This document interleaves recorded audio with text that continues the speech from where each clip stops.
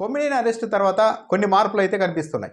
తెలుగుదేశం పార్టీకి అనుకూలమని పేరున్న టీవీ ఛానళ్లలో చర్చా కార్యక్రమాలు నిర్వహించి నిర్వాహకుల్లో కూడా ఒక చిన్న మార్పు అయితే కనిపిస్తోంది. ఎవరైనా హద్దులకు మించి గత 2 రోజులుగా హద్దులు మించి కొమ్మినేని అరెస్ట్ తర్వాత మరీ ముఖ్యంగా ఎవరైనా తమ డిబేట్లలో హద్దులు మీరి మరీ వెళ్ళిపోతున్నారన్నప్పుడు ఆ సదరు ఛానల్ డిబేట్లు నిర్వహిస్తున్న నిర్వాహకులు అలా మాట్లాడడం కరెక్ట్ కాదేమో, సంయమనం పాటించండి అని విజ్ఞప్తి చేస్తున్నారు. కానీ కొమ్మినేని అరెస్టుకు ముందు ఇలా లేదు పరిస్థితి. ఇంకా గట్టిగా తిట్టండి జగన్మోహన్ రెడ్డిని, వైఎస్ఆర్సీపీ వాళ్ళని ఇంకా గట్టిగా తిట్టండి, వాళ్ళని ఎంత తిట్టినా తప్పు కాదు అన్నట్టుగా డిబేట్లు నిర్వహించే వాళ్ళే ప్రోత్సహించేవారు. కానీ ఎప్పుడైతే కొమ్మినేని అరెస్ట్ జరిగిన తర్వాత నిరోధించే ప్రయత్నాలు మొదలయ్యాయి.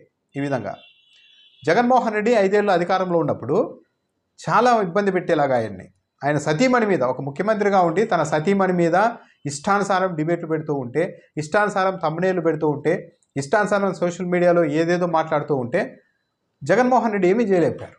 ఏమీ చేయలేకపోవడానికి కారణం ఏమిటి అంటే, జర్నలిస్టుల జోలికి, మీడియా జోలికి ఒక స్థాయికి మించి వెళ్తే ప్రజల్లోనికి తప్పుడు సంకేతాలు వెళ్తాయేమో, ప్రజలు మనల్ని ఏమనుకుంటారో మీడియా మీద, జర్నలిస్టుల మీద వెళ్తే అన్న ఒక భీతితో, భయంతోనే జగన్మోహన్ రెడ్డి మీడియాను మరీ ఎక్కువగా టార్గెట్ చేయలేదు. విచారించాలనుకుంటే నోటీసులు ఇచ్చారు, అంతవరకే.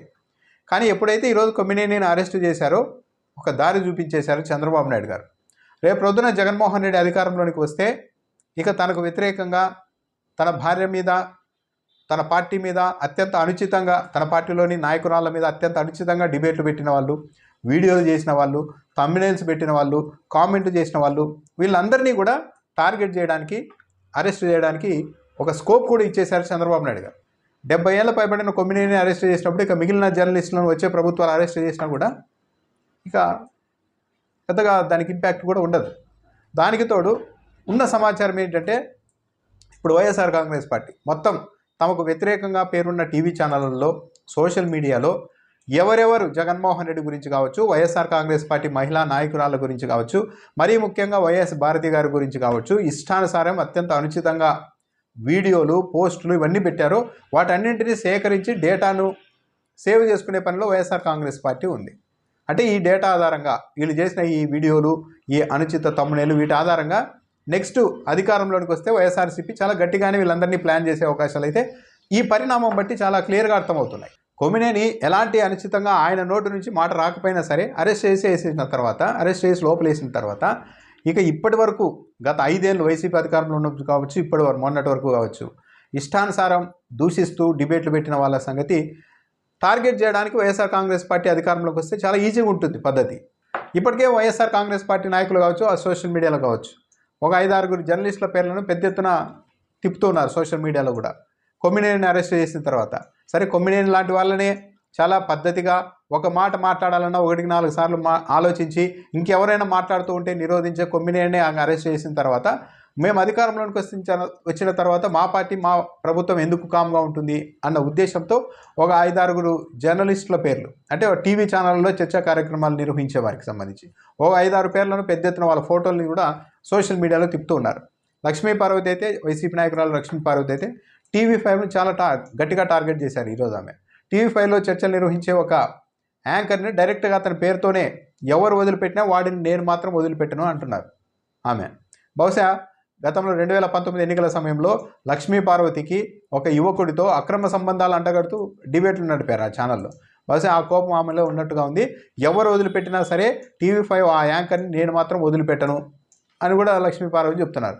దీన్ని బట్టి ఎవరికి వాళ్ళు ఒక లిస్టు రెడీ చేసుకుంటున్నారు. వైఎస్ఆర్ కాంగ్రెస్ పార్టీ వాళ్ళు ఒక లిస్టును అంతా రెడీ చేసుకుంటూ ఉన్నారు, ఎవరైతే ఇలా అనుచితంగా మాట్లాడారో వాళ్ళందరికీ సంబంధించి. సో కొమ్మినేని అరెస్టుతో చంద్రబాబు నాయుడు అయితే జగన్మోహన్ రెడ్డికి ఒక దారి చూపించారు. ప్రజలు ఏమో అనుకుంటారు, జర్నలిస్టుల జోలికి వెళ్తే ప్రజలు ఏమనుకుంటారో, టీవీ ఛానళ్ళ జోలికి వెళ్తే ప్రజలు ఏమనుకుంటారో అన్న నీ భీతి కారణంగానే జగన్మోహన్ రెడ్డి నీ భార్య మీదే, నువ్వు అధికారంలో ఉన్నప్పుడే నీ భార్య మీద స్వేచ్ఛగా డిబేట్లు పెట్టి అనుచితంగా వ్యాఖ్యలు చేయడానికి అవకాశం ఇచ్చారు. కాబట్టి అలాంటివన్నీ ఏం పట్టించుకోరు ప్రజలు. ఇప్పుడు మేము కొమ్మినేనిని ఎలా చేశామో అధికారం ఉన్నప్పుడు అలా చేసినా ఏమీ కాదు అని జగన్మోహన్ రెడ్డికి ఒక పాఠం నేర్పించారు చంద్రబాబు నాయుడు గారు.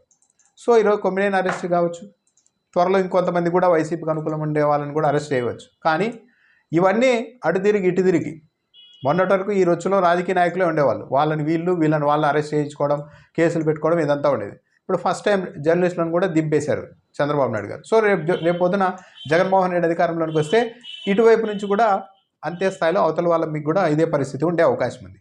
సో కొమ్మినేని లాంటి వ్యక్తిని కృష్ణంరాజుని అరెస్ట్ చేసితే పెద్దగా ఇబ్బంది ఏం లేదు, ఎందుకంటే ఆయన ఆ మాట అన్నారు కాబట్టి ప్రజలు ఆలోచించుకునే వాళ్ళు ఎస్ కరెక్ట్ అతను అన్నాడు అరెస్ట్ చేశారు అనుకునేవాళ్ళు.